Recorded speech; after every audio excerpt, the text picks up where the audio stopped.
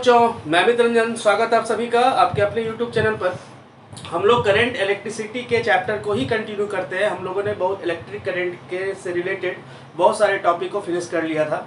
आज हम लोग पढ़ने वाले हैं सेल के बारे में। तो आइए सीखते हैं सेल क्या है। सेल एक ऐसा डिवाइस है जो किसी सर्किट को नेसेसरी पोटेंशियल प्रोवाइड करता है ताकि उस सर्किट से करंट का फ्लो कंटिन्यूसली होता रहे।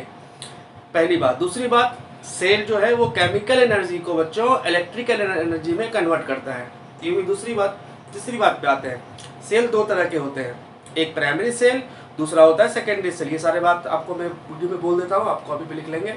दो तरह के सेल होते हैं, प्राइमरी सेल और सेकेंडरी सेल। प्राइमरी सेल वो है जो चार्जेबल नहीं होता है, जैसे आपका वो पेंसिल बैटरी, निप्पो का जो बैटरी आता है या किसी कंपनी का बैटरी जो आता है उसको वन टाइम यूज करके फेंक देते हैं, यूज हो गया, चार्ज हुआ, उसको खत्म कर देते हैं।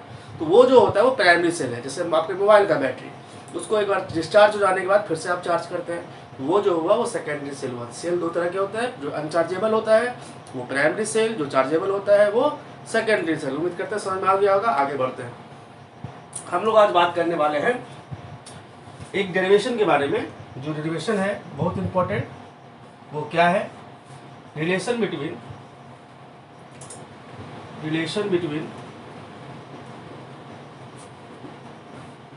EMF of the cell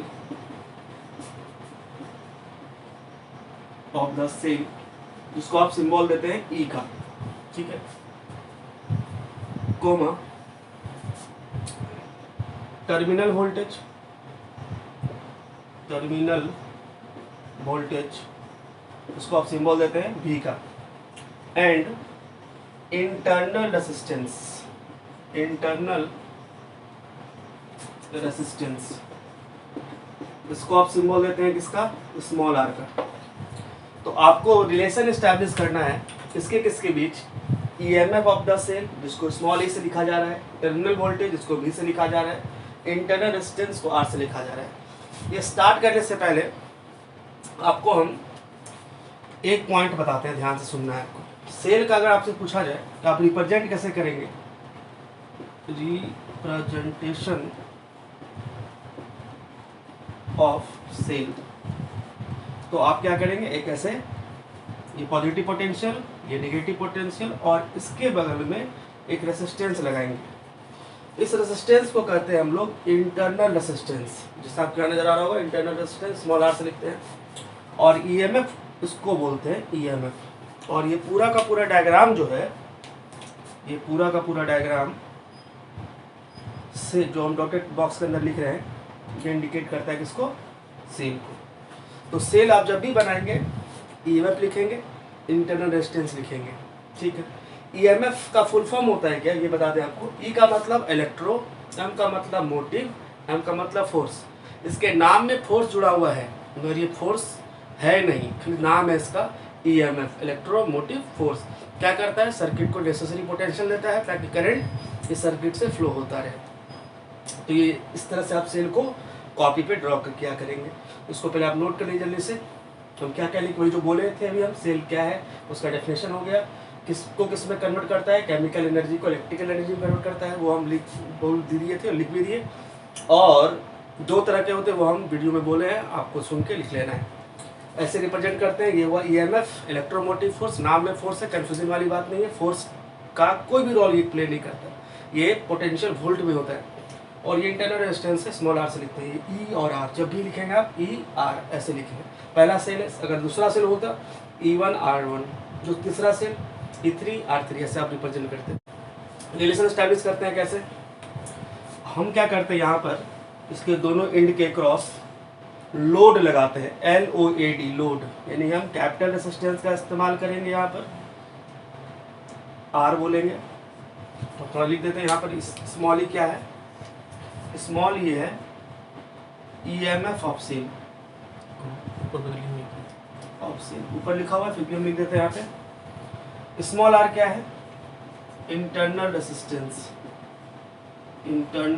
resistance, ठीक है बच्चों। कैपिटल R क्या है, एक्सटर्नल रेसिस्टेंस,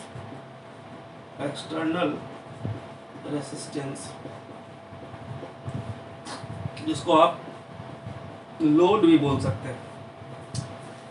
ठीक है। तो देखिए अब जैसे आप सेल लगाएंगे तो सर्किट से क्या पास करेगा, करंट पास करेगा।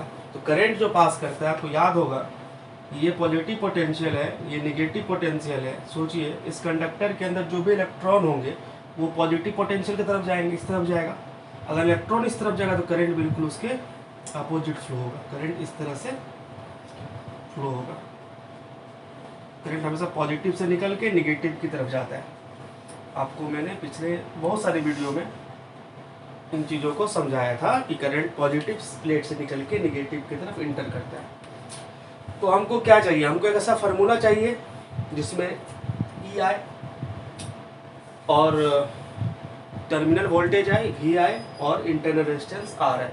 पूछेंगे आपसे कि बताओ इस सर्किट से कितना करंट पास हो रहा है, तो आपका आंसर होगा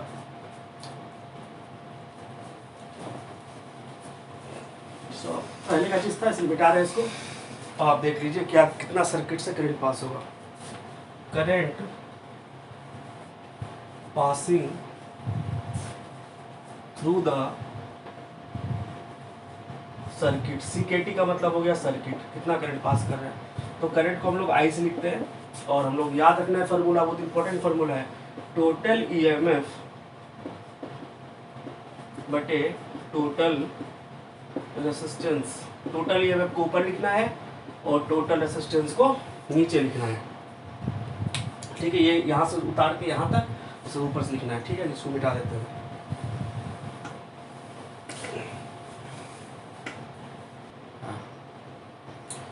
तो जब भी आपको सेल से रिलेटेड कोई भी डेरिवेशन हो, कोई भी न्यूमेरिकल हो, आप सीधा सा याद रखना है करंट बराबर होता है total EMF upon total resistance. इस सर्किट में EMF कितना है, E है और स्मॉल ई है। टोटल रेसिस्टेंस कितना है, capital R plus small R. यानी कि हम लोग यहाँ से लिख सकते हैं डायग्राम से आई बराबर EMF की जगह पर हम लिखेंगे ई बटे रेसिस्टेंस की जगह पे लिखेंगे capital R plus small R. Total resistance कितना ही है, capital R plus small R. ठीक है, अब देखिए इसके नीचे कुछ नहीं है तो 1 है। 1 को जब आप ई से गुना करेंगे तो क्या मिलेगा, ई मिलेगा। और आई को गुना करेंगे कैपिटल आर से और स्मॉल आर से भी, तो क्या होगा I R plus I small R. ठीक है, यहाँ पर आपका ध्यान चाहते हैं, ध्यान देना है आपको।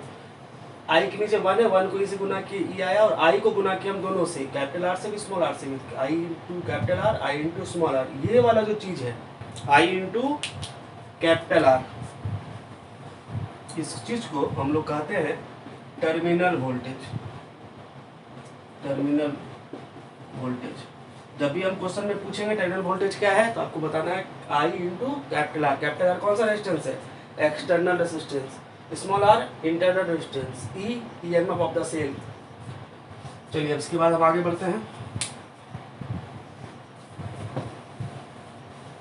सब चीज आप नोट कर चुके होंगे। तो देखिए ई बराबर आ गया, इसको हम लोग लिखेंगे V से। टर्मिनल वोल्टेज को सिंबल देते हैं V का, plus I into small R. तो V बराबर क्या हो जाएगा, E माइनस आई आर।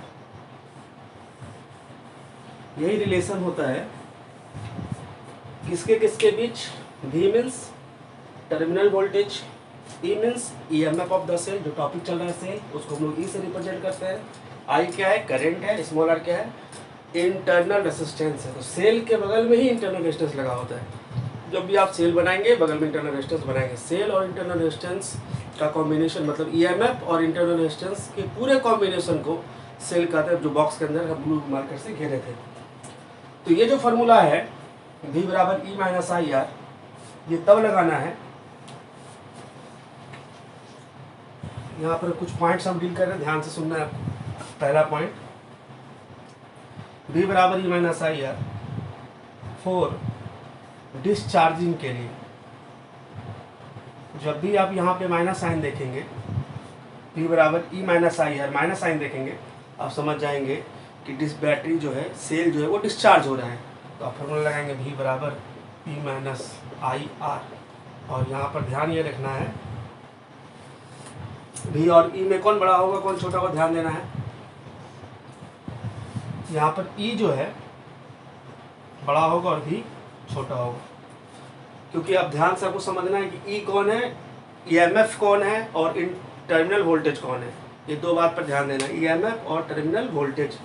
यहाँ पर अगर ई का मान ज़्यादा है वी से तो आप समझ जाना है, आपको डिस्चार्जिंग का केस है, वी बराबर ई माइनस आई आर लगना है, क्योंकि अगर 5 में से 2 घटाएंगे तो 3 आएगा, तो 3 जो है यहाँ 3 आया, ये 5 था, तो 3 कम है 5 से, यानी वी कम है ई से, तो बड़ा कौन होगा, ई होगा, ई ग्रेटर देन वी। सीधा याद रखना है।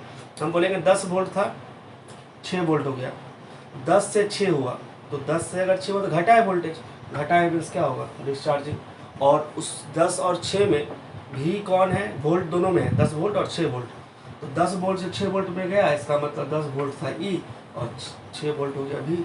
ठीक है, पहला पॉइंट। दूसरा पॉइंट 4 चार्जिंग का बात अगर हम करते हैं तो चार्जिंग के केस में क्या होगा, सिर्फ यहाँ पे प्लस हो जाएगा, इसी फार्मूला में बिना कुछ तरह का बात किया ये वे आई इंटू स्मॉल आर, वी बराबर ई प्लस आई आर। तो चार्जिंग के केस में प्लस, डिस्चार्जिंग के केस में माइनस। इसमें कौन बड़ा होगा, इसमें वी बड़ा होगा, वेयर वी ग्रेटर देन ई। जैसे कहेंगे पहले जो सर्किट का वोल्टेज था वो 6 वोल्ट था, 6 वोल्ट से 4 वोल्ट हुआ, तो देखिए वोल्टेज घट गया, वोल्टेज अगर घट गया तो डिस्चार्जिंग। अगर हम बोलेंगे पहले 6 था फिर 10 हो गया तो चार्जिंग, क्योंकि 6 से 10 पे गया, तो चार्जिंग का केस में ये। ठीक है, तीसरा पॉइंट पे आते हैं। 4 ओपन सर्किट की बात अगर हम करते हैं, सर्किट को सीकेटी लिखते हैं, बताया भी हम। ओपन सर्किट के केस में क्या होगा, करंट ही पास नहीं करेगा, कहीं से सर्किट इनकम्प्लीट हो जाएगा तो करंट पास नहीं करेगा। अब जरा ध्यान देना है, करंट अगर पास नहीं करे तो क्या होगा, इस जगह पर आई का मान क्या हो जाएगा, 0, यहाँ पर आई का मान क्या हो जाएगा, 0। करंट ही पास नहीं करे तो आई का मान 0 रखना है, तो v बराबर हो जाएगा ई, उस केस में v बराबर हो जाएगा मेरा यहाँ पे ई। ठीक है, तो 3 केस यहाँ से बनता है, डिस्चार्जिंग का, चार्जिंग का, ओपन सर्किट का। ठीक है, अगर हम बोलेंगे शॉर्ट सर्किट हो गया, सुना होगा अपने घर में बोलते हो शॉर्ट सर्किट हो गया, तो शॉर्ट सर्किट का मतलब लोड जो है वो खत्म हो गया, आर का मान हो जाएगा 0, तो आई बराबर क्या हो जाएगा, ई बाय आर। यानी कि हम अगर हम बात करें next 4 short circuit, short circuit का मतलब हो गया कि आर का मान जो है वो 0 हो जाएगा, कैपिटल आर का मान, ध्यान रखना है, एक्सटर्नल रेसिस्टेंस जो लोड है आपका वो खत्म हो जाएगा, तो ये मान 0 हो जाएगा, तो क्या ये 0 रखेंगे तो क्या होगा, ई बटे आर बचेगा, तो उस केस में आई जो है वो मैक्सिमम होगा, क्योंकि 2 आर में से 1 आर हट गया, तो आई मैक्सिमम हो जाएगा ई बटे स्मॉल आर। तो ये फॉर्मूला है, थोड़ा सा आपको फिर से एक बार रिवीजन करवा देते हैं। सेल एक ऐसा डिवाइस है जो सर्किट को नेसेसरी पोटेंशियल देता है, एक एनर्जी देता है। एनर्जी देने का कारण क्या है, अगर एनर्जी देंगे तो सर्किट से करंट फ्लो होगा, तो सेल करंट फ्लो कराता है लगातार, किससे, किसी भी सर्किट से। ठीक है ना, सेल सर्किट्स को नेसेसरी पोटेंशियल दे करके उस सर्किट से करंट फ्लो करवाता है। सेल केमिकल एनर्जी को इलेक्ट्रिकल एनर्जी में कन्वर्ट करता है। तीसरी बात सेल 2 तरह के होते हैं, चार्जेबल और अनचार्जेबल। जो चार्जेबल सेल होगा उसको हम लोग बोलेंगे सेकेंडरी सेल, और जो चार्जेबल नहीं होगा उसको बोलेंगे हम लोग प्राइमरी सेल। ठीक है, उसके बाद आते हैं रिलेशन पर, भी में, ई में और स्मॉल आर में क्या रिलेशन है। भी का नाम याद रखना है, terminal voltage, I into capital R, I into capital are भी लिखते हैं। ई को बोलते हैं ईएमएफ ऑफ द सेल। जब भी आप सेल का डायग्राम बनाएंगे कॉपी पर तो ईएमएफ और इंटरनल रेजिस्टेंस लगाएंगे, इंटरनल, एक्सटर्नल नहीं, लोड हमेशा नीचे लगता है। तो रिलेशन क्या है, भी ई और स्मॉल आर में, भी ई और स्मॉल आर में रिलेशन है, भी बराबर ई माइनस आई आर। देखिए बच्चों, मैंने आपको अभी ई, भी और स्मॉल आर में रिलेशन बताया था, भी बराबर ई माइनस आई आर, भी बराबर ई प्लस आई आर। एक बार भी बड़ा होगा, एक बार ई बड़ा होगा, एक बार दोनों बराबर होगा। तो आइए उस पर कुछ सवाल कर लेते हैं। जैसे ये सवाल एस.सी. वर्मा वॉल्यूम 2 का पेज नंबर 198 का क्वेश्चन नंबर 17 है। क्वेश्चन क्या है, यहाँ लिखा हुआ है, मैं पढ़ता हूँ, इसी बुक का क्वेश्चन है, एस.सी. वर्मा का। देखिए एस.सी. वर्मा क्वेश्चन क्या है, the potential difference between the terminals of a battery of a EMF 6 volt, यानी ई का मान जो है 6 वोल्ट है, इंटरनल रेजिस्टेंस 1 ओम। इंटरनल रेजिस्टेंस को किससे लिखते हैं, स्मॉल आर से, वो है 1 ओम, ड्रॉप्स टू 5.8 वोल्ट, यानी कि ये जो टर्मिनल वोल्टेज है यही लिख देते हैं। टर्मिनल वोल्टेज जो है,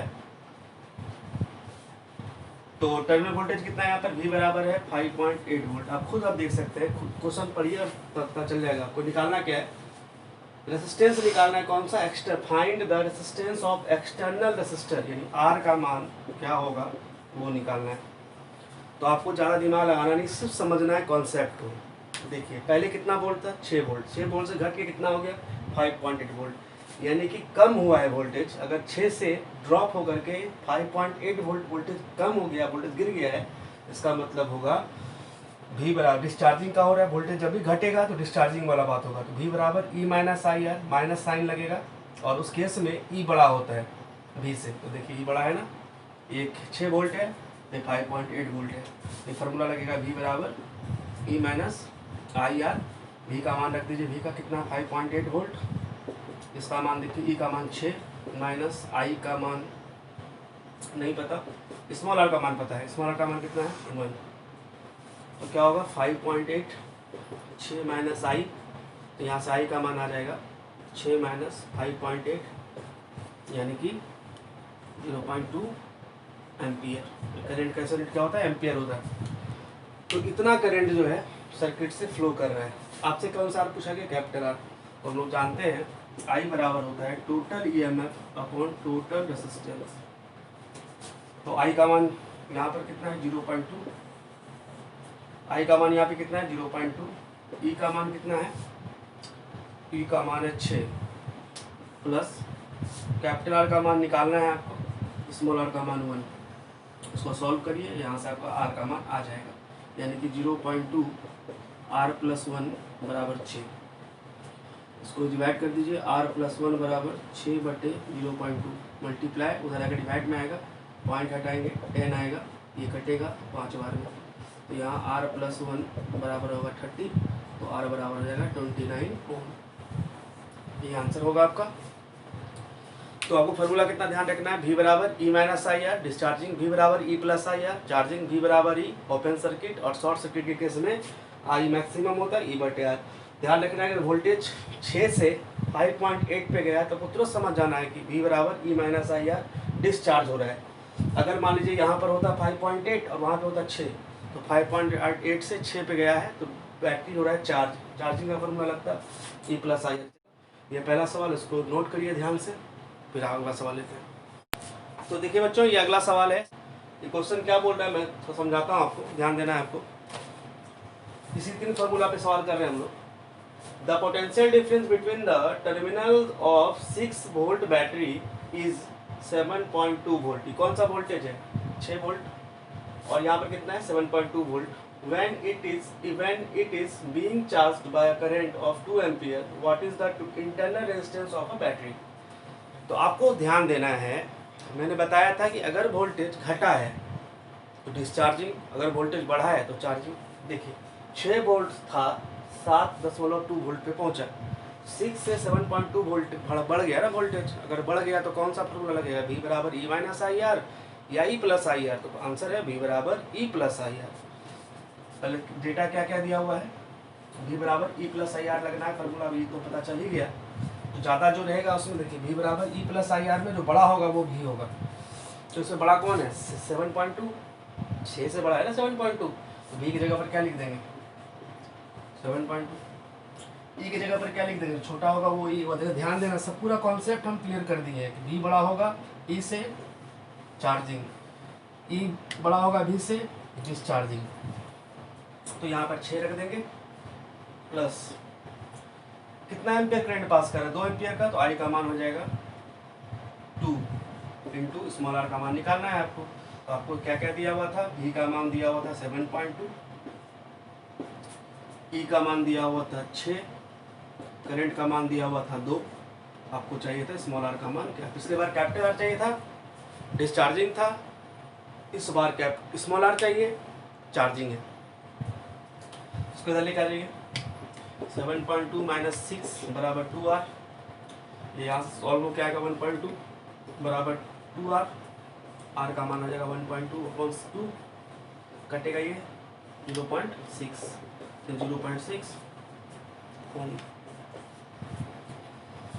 चलिए इस तरह से ये क्वेश्चन भी सॉल्व हो गया, 70 नंबर सॉल्व हो गया, अस्सी वर्मा का 80 नंबर सॉल्व हो गया। तो बच्चों सेल के टॉपिक से हम लोगों ने अभी दो न्यूमेरिकल किया जो अस्सी वर्मा की बुक से था। तो चलिए आगे स्टार्ट करते हैं हम लोग सेल का कॉम्बिनेशन। ग्रुपिंग ऑफ सेल हम लोग का टॉपिक होगा अब।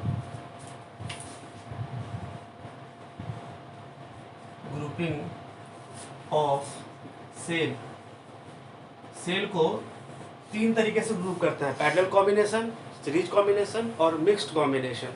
तो पहला आते हैं हम लोग सीरीज कॉम्बिनेशन ऑफ क्या चीज, सेल, है ना। तो चलिए सेल को अब सीरीज कॉम्बिनेशन में जोड़ते हैं। सेल का डायग्राम कैसे बनाते हैं ध्यान से देखना है। पॉजिटिव पोटेंशियल, नेगेटिव पोटेंशियल और एक इंटरनल रेसिस्टेंस, ठीक है। फिर positive potential, negative potential, internal resistance, इस तरह से चलते चले गए। Positive potential, negative potential, internal resistance, और इन सबों को जोड़ा गया है लोड रेसिस्टेंस से। लोड का मतलब हुआ एक्सटर्नल रेसिस्टेंस से जुड़ा गया। इससे लिखते हैं कैपिटल आर से। तो ध्यान देना है, ये ई है, ये भी ई है, आइडेंटिकल ले रहे हैं। अगला केस लेंगे जब तीनों डेरिवेशन कर देंगे तो E1 E2 E3 लेकर भी ये बताएंगे आपको। पहले आइडेंटिकल देखिए, E small R small R. देखिए EMF of the cell, internal resistance, तब तक दोनों नहीं मिलेगा तब तक सेल नहीं बनेगा। तो ये मेरा जो हुआ सेल 1, पहला सेल था ये, ठीक है। पता है तो बॉक्स के अंदर इस तरह दिखता है। फिर ये मेरा होगा सेल 2, इस तरह से n तक गए हैं।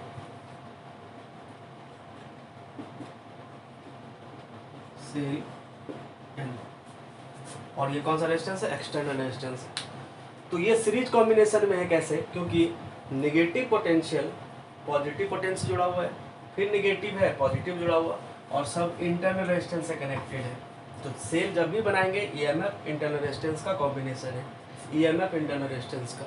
तो पहले आइडेंटिकल वाला केस चलेगा, अगले वीडियो में नॉन आइडेंटिकल वाला case, E1 R1 E2 R2 E3 R3, और ऐसा क्वेश्चन भी हम लोग करेंगे आगे। तो सबसे पहले इसको हम लोग करना क्या है, किसी तरह का कॉम्बिनेशन हो, सीरीज हो, पैरेलल हो, मिक्स्ड हो, एक ही फार्मूला काम करता है, जैसे मैंने आपको वीडियो के शुरुआत में बताया था, I बराबर total EMF upon total resistance. तो लगाते हैं यहाँ से, current passing through the circuit, circuit से कितना करंट पास करेगा। तो फार्मूला अपने पास क्या फार्मूला है, I बराबर है total EMF upon total resistance. तो जरा यहाँ ध्यान देना है, टोटल EMF कितना है। तो देखिए E है 2 बार है 2E, 3 बार होता 3, 4 बार होता 4E, N बार है कितना होगा NE।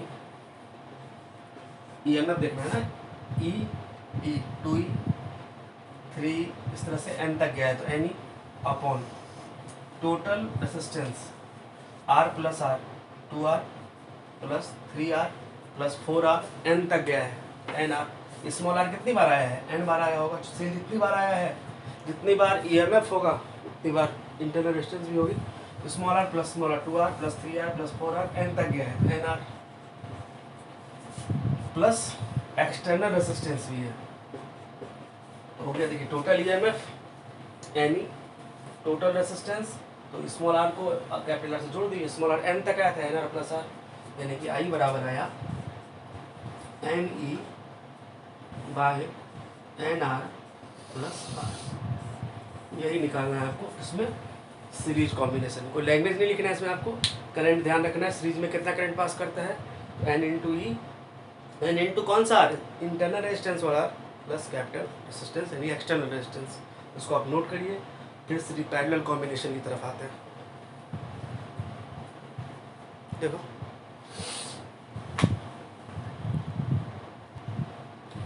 तो अगला कॉम्बिनेशन है पैरेलल कॉम्बिनेशन ऑफ सेल। तो इसमें करंट कितना पास करेगा वो ध्यान रखना है। कैसे निकालते हैं देखिए,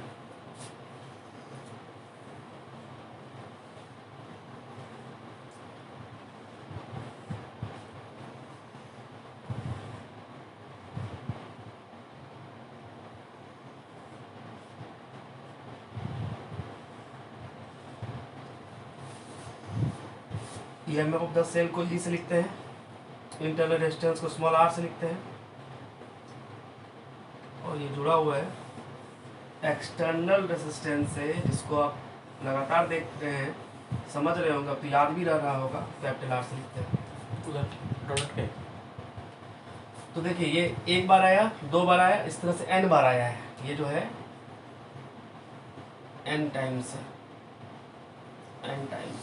n बार आया है इस तरह से। जैसे 2 बार लिखे हैं, 3 बार, 4 बार, 5 बार, 6 बार, इस तरह से n बार आया, तो 2 बार के बाद n बार लिख दिया इसमें। अब आपको करना क्या है, सेल क्या करता है, सर्किट को करंट प्रोवाइड करता है लगातार। तो देखिए यहाँ से करंट हुआ, यहाँ से भी करंट निकला, यहाँ से भी करंट निकला, तो आपको बताना है कि सर्किट से कितना करंट पास कर रहा है, ठीक है। तो current passing through the circuit, तो जो पैरेलल कॉम्बिनेशन में ध्यान क्या रखना है, जो एक ब्रांच का ईएमएफ होगा, टोटल ब्रांच का वही ईएमएफ होगा। तो एक ब्रांच का ये ब्रांच होता है, branch 1, branch 2, branch 3, branch 4, branch n तक गया। एक ब्रांच का ईएमएफ कितना है, ई, ठीक है। तो करंट फाइंड आउट करना है, तो current passing through the circuit, I से लिखते हैं, टोटल ईएमएफ देखते हैं पहले। तो एक ब्रांच का कितना ईएमएफ है, आई है, सॉरी एक ब्रांच का कितना ईएमएफ है, ई है, तो वही टोटल ईएमएफ हो जाएगा सर्किट का, तो ई।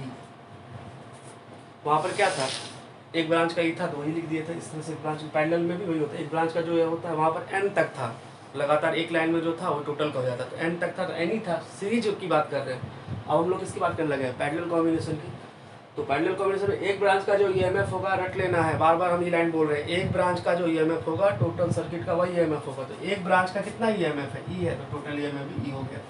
टोटल रेजिस्टेंस देखिए आर प्लस आर, पैरेलल में कैसे जोड़ते हैं, 1/r प्लस 1/r, तो हो जाएगा 2/r, पलट के लिखेंगे तो r/2, इस तरह से n तक गया है, तो क्या लिखेंगे, r/n।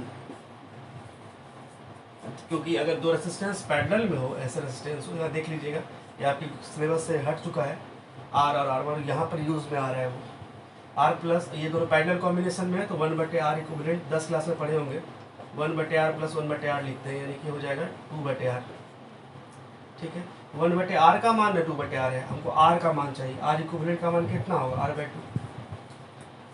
3 होता तो क्या होता, r/3, 4 होता तो आइडेंटिकल होता, तो 4/r/4, n तक होता तो क्या होता, r/n, यानी कि टोटल जो पैरेलल में जोड़ेंगे इन सबको जोड़ के एक बनाएंगे, वो कितना होगा, r/n प्लस कौन सा रेजिस्टेंस छूट गया, कैपिटल R, तो टोटल रेजिस्टेंस हो गया। वहाँ पर क्या था, एक लाइन में था r plus r, 2r plus 3r plus series combination में रेजिस्टेंस सीधा जुड़ जाता है, r प्लस r ऐसा। पैरेलल में 1/के लिए जुड़ता है, 2 के लिए 2/r हुआ, तो 1/r का मान है 2/r हुआ, हमको r का मान चाहिए, तो r/2 बोलेंगे, यहाँ 2/r 1/r का मान है, यहाँ r/2 हो जाएगा। n तक के लिए r/n हो जाएगा। सीधा रट लेना है कि अगर आइडेंटिकल रेजिस्टेंस n तक गया हो और पैरेलल में हो, r/n। अब तो सॉल्व करते हैं, तो i बराबर आएगा e by small r plus N R upon N, LCM ले लिया यहाँ पर, यहाँ कुछ नहीं तो 1 है, 1 और n का एलसीएम n होगा, सॉल्व कर दीजिए। n कहाँ जाएगा ऊपर, तो i बराबर क्या होगा, N E by N R plus R. हर तो पढ़ रहा है ना, सीरीज कॉम्बिनेशन में क्या था, n मल्टीप्लाई था स्मॉल r के साथ, सीरीज कॉम्बिनेशन में रिजल्ट से मैच करिए, सीरीज में क्या था, N E by N small r plus capital R, series के लिए, ये किसके लिए है, पैरेलल के लिए। तो सीरीज में क्या था, N E by N R plus R, series में n से मल्टीप्लाई हो तो स्मॉल r, यहाँ पर उल्टा आ रहा है, n से मल्टीप्लाई हो रहा है एक्सटर्नल रेजिस्टेंस, यानी बच्चों capital R plus small r, ये पैरेलल कॉम्बिनेशन के लिए था। तो चलिए अब नेक्स्ट पढ़ते हैं हम लोग मिक्स्ड कॉम्बिनेशन के लिए, उसके बाद हम लोग अगले वीडियो में उस पर सवाल देखेंगे।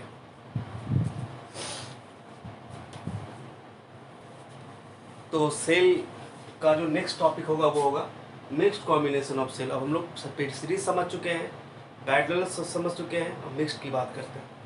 एक बात का ध्यान रखना है, जब भी आप सेल को रिप्रेजेंट करेंगे तो ईएमएफ और इंटरनल रेजिस्टेंस एक साथ लिखेंगे, और एक ब्रांच का जो ईएमएफ होगा टोटल सर्किट का वही ईएमएफ होता है।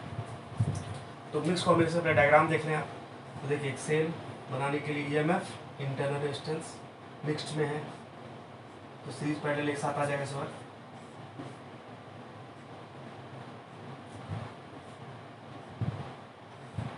ठीक है, इस तरह से आइडेंटिकल सेल दे रहे हैं हम लोग। अलग अलग के लिए भी हम बता देंगे कैसे करते हैं, चलिए सीख लीजिए।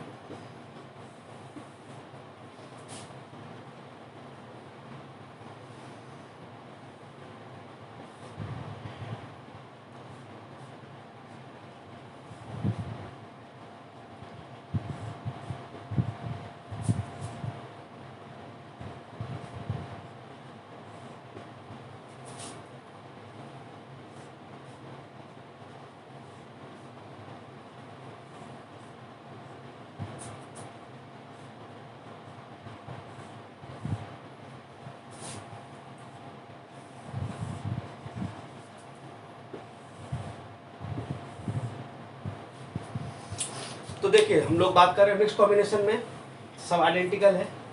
ई इस तरह से लिख देना है सबको, EMF ऑफ द सेल है ये, और ये इंटरनल रेजिस्टेंस लिखते ही चल रहा है, इंटरनल रेजिस्टेंस ER।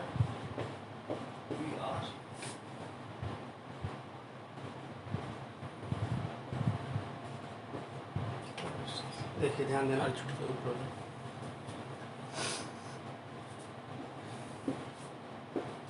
देखिए इसमें इस तरह से EMF internal resistance, EMF internal resistance, ये सेल 1, इसको सेल 1 हम सबको नहीं लिखेंगे, दो लिख देते हैं, सेल 1, सेल 2, इस तरह से लास्ट वाला होगा सेल N। ये N टाइम्स गया है, इसको रो बोलते हैं, नीचे वाले वर्टिकल को कॉलम बोलते हैं। ये वाला N टाइम्स गया है, M टाइम्स। अगर आप मैट्रिक्स पढ़ते होंगे तो रो और कॉलम को मल्टीप्लाई करते हैं, नंबर ऑफ एलिमेंट आता है। उसी तरह से अगर पूछेंगे टोटल कितना सेल है तो M इंटू, आप रिजल्ट बोलेंगे तो M इंटू N का बोल सकते हैं। मगर ध्यान क्या रखना है, ध्यान से सुनना, पहले हम कुछ नहीं, पहले सुन। चलिए देखते हैं इसको कैसे करते हैं। ये सेल 1 हुआ, सेल 2 हुआ, सेल 3 हुआ, सेल N हुआ। इस तरह से सेल 1 हुआ, सेल 2 हुआ, सेल 3 हुआ, सेल N हुआ, 1 हुआ, 2 हुआ, 3 हुआ, N हुआ। इस तरह से ऊपर वाला अगर देखेंगे 1 2 3 4 M, इस तरह लास्ट वाला M तक गया है। ठीक है, सर्किट से क्या निकालना है, करंट निकालना है। बिल्कुल वही मेथड जो मेथड मैंने आपको बताया था कि I बराबर क्या होता है, यहाँ लिखते हैं I बराबर क्या होता है, टोटल EMF। ठीक है, वो आप लाइन लिख लीजिएगा, current passing through the circuit.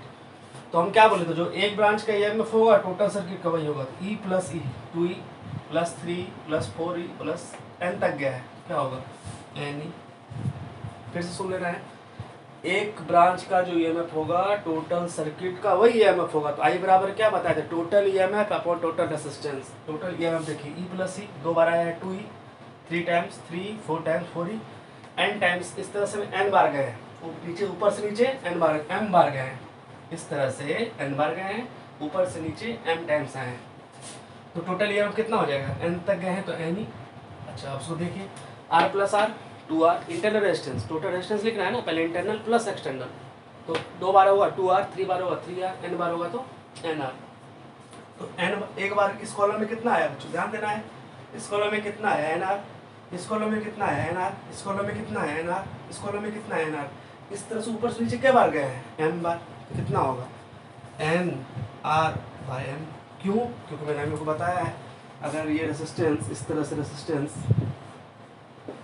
ये NR है, ये भी NR है, ये भी NR है, ऊपर वाला NR है, नीचे वाला NR है, टोटल NR है, और इस तरह से M बार आया है। तो क्या लिखते हैं NR/M, क्योंकि 1/NR प्लस 1/NR 2/NR होगा, 3/NR होगा, 1/R का ना 1/2/NR है, हमको R का मान चाहिए, NR/M। अब प्लस एक्सटर्नल रेजिस्टेंस इसे लिखते हैं R से। तो I बराबर क्या हो जाएगा, I बराबर क्या हो जाएगा, NE/NR प्लस MR, और ये जो N है वो ऊपर मल्टीप्लाई हो जाएगा बटे M है, बटे M है। तो देखिए I बराबर क्या आ जाएगा यहाँ से, MNE/NR प्लस MR। थोड़ा उतारते ध्यान रखना है, डायग्राम को बीच में लिख दिए। तो MNE/NR प्लस MR, ये हुआ टोटल करंट जो सर्किट से होकर पास करेगा, तो मिक्स्ड कॉम्बिनेशन का करंट इस तरह से पास करता है सर्किट में। अगर फिर समझना है, थोड़ा ध्यान देना है, ये सेल 1 है, सेल 2 है, सेल 3 है, एन बार गया है, ये जो रो है वो एन बार आया है, कॉलम जो है वो एम बार है। तो हम पूछेंगे इस बताइए टोटल ईएमएफ सर्किट का कितना होगा। हम तो करंट फाइंड आउट करते हैं, सर्किट से कितना करंट पास कर रहा है, total EMF upon total resistance. तो एक सेल का ईएमएफ ई है, 2 का 2E, 3 का 3, एन तक गया है तो एन ई। तो एक ब्रांच का जो ईएमएफ होगा बच्चों टोटल सर्किट का वही होगा, रख लेना है इसको। तो एन ई। रेजिस्टेंस की बात करते हैं, ऊपर वाले कॉलम में कितना है एन आर, नीचे वाले कॉलम में कितना है एन आर। इस तरह से क्या बार आया है, number of column number of column M times है, तो एन आर अपॉन एम। तो internal resistance N R upon M plus external resistance. Solve किए, एन आर एलसीएम लिए एम आर हो गया, एलसीएम लिए एम तो N R plus M R, ऊपर गया एम एन ई बटे M R plus N R. ये रिजल्ट याद रखना है, एन के साथ स्मॉल आर, एम के साथ कैपिटल आर। एक होमवर्क है जो आपको करना है अपने से है, वो क्या है कि आर का मान यहाँ पर क्या रखा जाए, आर का मान ये इसी फॉर्मूला में आर का मान क्या रखा जाए, करंट मैक्सिमम हो जाए, ठीक है। और वो कितना हो बताना है, आर इसमें बताना है, कैपिटल आर का मान क्या रखा जाए कि करंट मैक्सिमम हो जाए। तो सोचिए अगर आई को मैक्सिमम करना है तो नीचे वाले टर्म को क्या करना पड़ेगा, मिनिमम, और मिनिमम करने के लिए किसके बराबर करते हैं, 0 के बराबर करते हैं। तो ये आपका होमवर्क है। अगले वीडियो में हम लोग, अभी हम लोग आइडेंटिकल के लिए किए थे, अगले वीडियो में हम लोग नॉन आइडेंटिकल के लिए करते हैं। तब तक आप लोग कमेंट करिए और बताइए कि आपने अभी तक का जितना वीडियो मैंने आपको दिया कि आपने कंप्लीट किया और कहाँ कहाँ दिक्कत आ रहा है वो आप हमको बता सकते हैं। चलिए बच्चों, तब तक के लिए बहुत बहुत धन्यवाद।